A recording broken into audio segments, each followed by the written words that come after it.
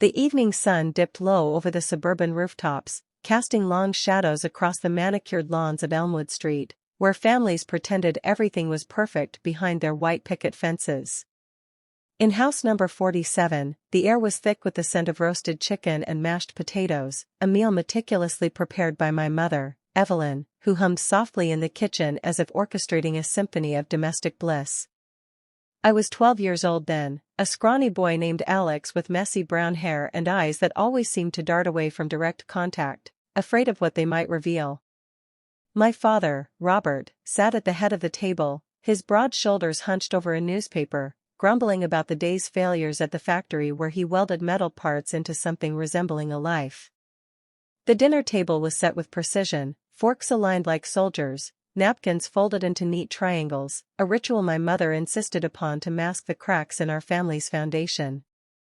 As I slid into my chair, my younger sister Lily, only 8, giggled at something innocuous, her pigtails bouncing with innocent energy, while my older brother Tom, 15 and already bearing the weight of unspoken resentment, stared at his empty plate.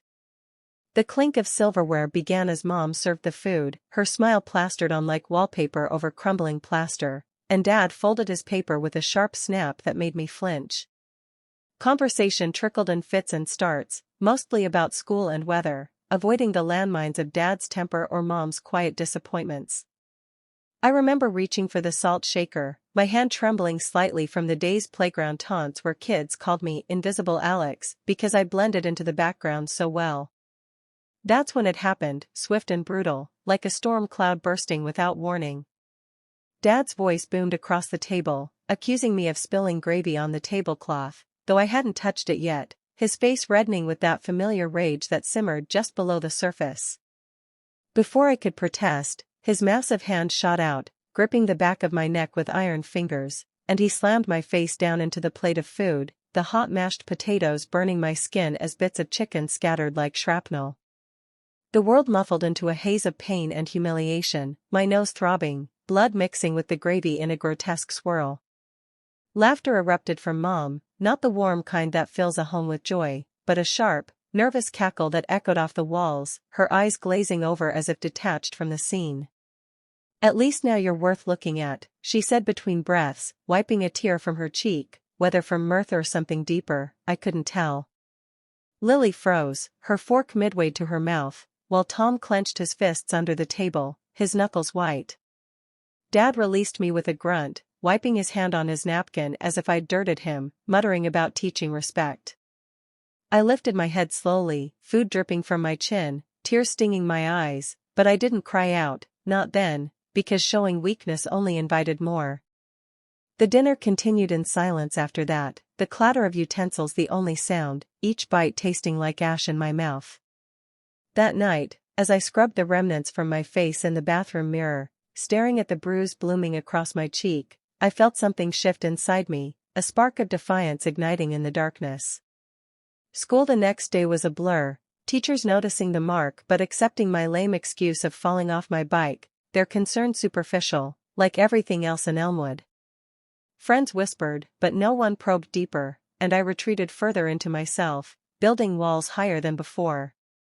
Weeks turned into months, the incident fading into the tapestry of our dysfunctional routine, but it lingered in my dreams, replaying in vivid detail, fueling a quiet resolve. I started journaling in secret, pouring out the pain onto pages hidden under my mattress, words becoming my armor. Mom's laughter haunted me most, that betrayal from the one who should have protected me, her words twisting like a knife. "Worth looking at," she'd said, as if my invisibility was a crime, and only violence could make me visible. Dad's outbursts became more frequent, triggered by trivialities, a low grade, a spilled drink, a glance he deemed disrespectful. Tom bore the brunt sometimes, his rebellion simmering, while Lily learned to tiptoe, her giggles rare now. I observed it all, plotting in silence, my mind sharpening like a blade. One afternoon, I discovered an old camera in the attic, dusty and forgotten, a relic from Dad's brief photography phase.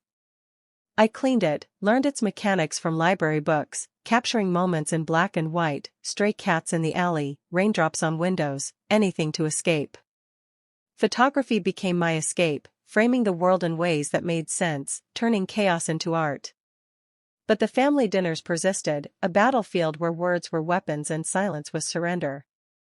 Another explosion came during Thanksgiving, relatives gathered around the extended table, aunts and uncles chatting obliviously. Dad's hand flew again, this time over a comment I made about the turkey being dry, my head meeting the cranberry sauce with a splatter that silenced the room.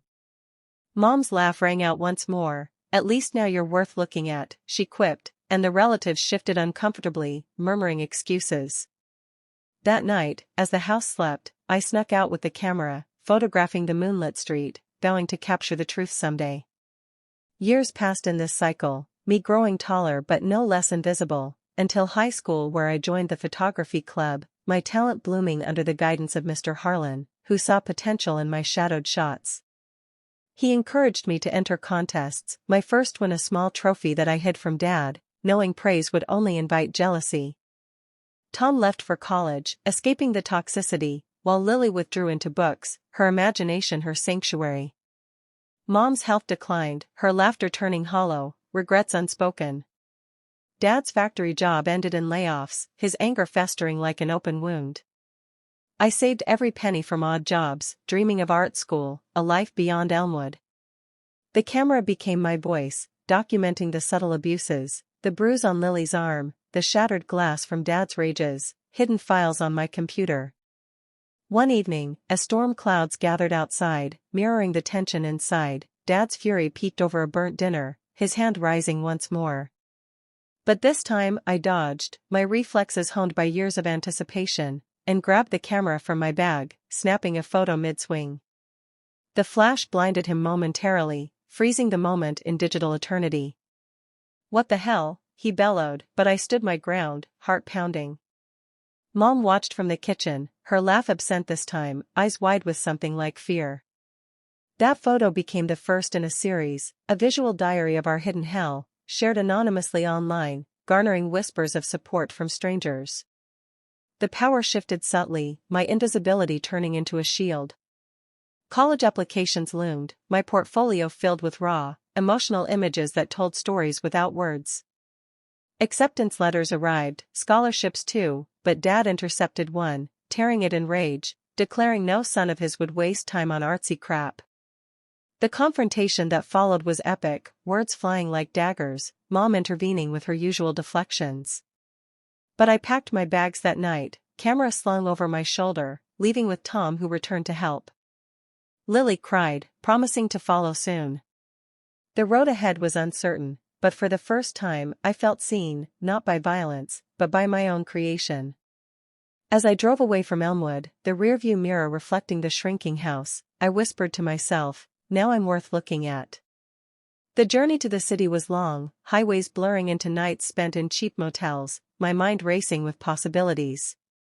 Art school welcomed me with open arms, classmates from diverse backgrounds sharing their own scars, forming bonds that healed old wounds.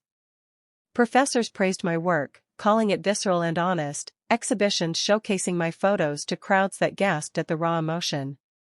But the past clung like shadows, nightmares of that dinner table resurfacing, Mom's laugh echoing in quiet moments. I reached out to Lily, encouraging her dreams, while Tom built a life far from Dad's reach. News from home trickled in, Dad's drinking worsening, Mom's isolation deepening. Guilt gnawed at me, but therapy sessions helped, unraveling the knots of trauma. My first solo show, titled Invisible No More, featured that pivotal photo, blurred faces to protect, but the impact undeniable. Reviews poured in, calling it powerful, a commentary on hidden abuse. Interviews followed, my story anonymized but resonant, inspiring others to speak out. Success brought opportunities, commissions, travels, a book deal for my photo essays. Yet, a call from Lily changed everything. Mom was ill, cancer they said, and Dad was crumbling. Reluctantly, I returned to Elmwood, the house unchanged, air heavy with memories. Mom lay in bed, frail and remorseful, whispering apologies for her laughter, explaining her own fears. "I was wrong," she said, "you were always worth looking at." Tears flowed, forgiveness tentative but real. Dad sat in the living room, broken, mumbling regrets. The visit was short, closure more than reconciliation, as I left with mixed emotions. City lights twinkled like stars fallen to earth as I navigated the bustling streets of New York, my camera bag heavy on my shoulder, a constant companion in this new chapter of life. It had been 5 years since leaving Elmwood, and the scars from that dinner table incident had faded physically, but emotionally, they pulsed with every trigger, a raised voice in a crowd, the scent of mashed potatoes in a diner. My art had propelled me into a world of galleries and spotlights, where people paid to see the pain I once hid, transforming it into something beautiful and profound. Mia and I shared a loft in Brooklyn, walls adorned with our collaborative pieces, her paintings blending seamlessly with my photos, creating dialogues of color and shadow. Lily thrived in college nearby, her novels in progress drawing from our shared history, while Tom had settled in California, a tech entrepreneur distancing himself from the ghosts. But peace was fragile. A letter arrived one day, postmarked from Elmwood, Mom's handwriting shaky, informing me of Dad's passing, a heart attack, sudden and alone. Emotions swirled, relief mixed with sorrow, unanswered questions lingering. The funeral was a somber affair, relatives murmuring condolences, Mom frail but composed, her eyes meeting mine with a depth of understanding we'd never shared before.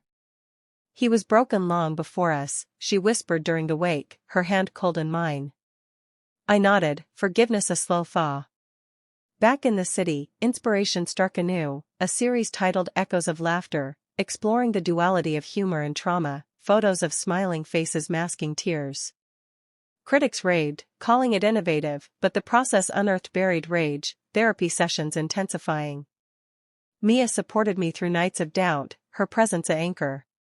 Success brought challenges, jealous peers, demanding agents, the pressure to outdo myself. A major commission came from a museum, an installation on family dynamics, requiring me to revisit old photos, including that fateful one. Digitizing them stirred memories, the flash of the camera a turning point revisited. Exhibitions toured internationally, crowds in Paris and Tokyo connecting with the universal themes, messages flooding my inbox from survivors sharing their stories. One email stood out, from a young girl named Sarah, describing a similar incident, her words mirroring my pain, igniting a desire to advocate. I started workshops for at-risk youth, teaching photography as therapy, empowering them to capture their narratives. Lily joined, her writing complementing the visuals, our sibling bond stronger than ever. Tom flew in for holidays, our reunions laughter-filled, free from past shadows. Mom visited occasionally, her health stable, rebuilding bridges with tentative steps.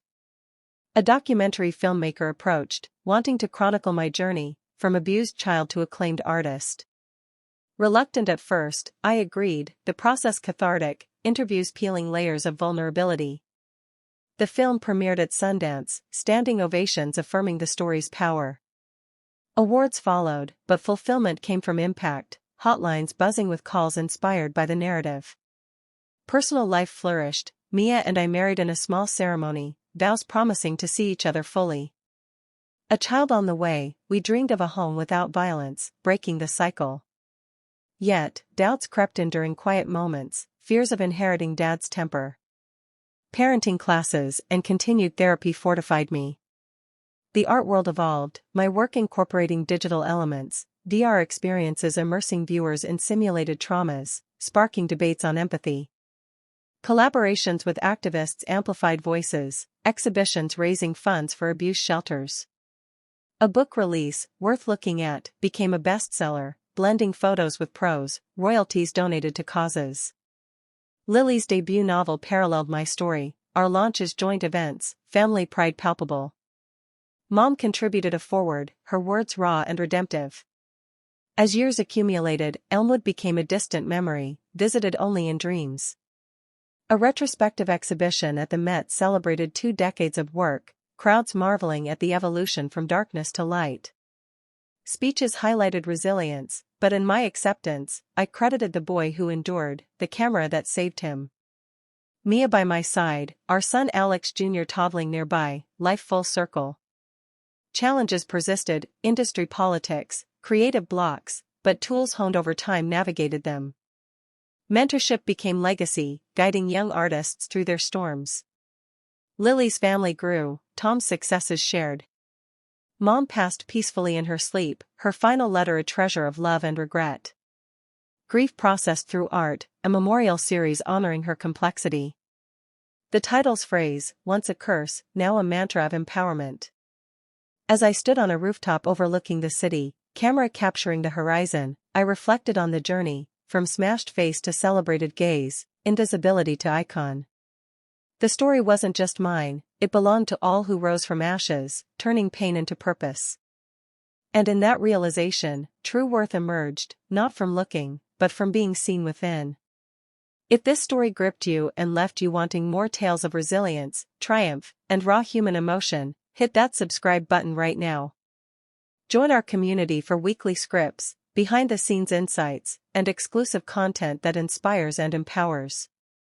Don't forget to like, comment your thoughts below, and turn on notifications so you never miss an update. Your support fuels these stories. Subscribe today and be part of the journey.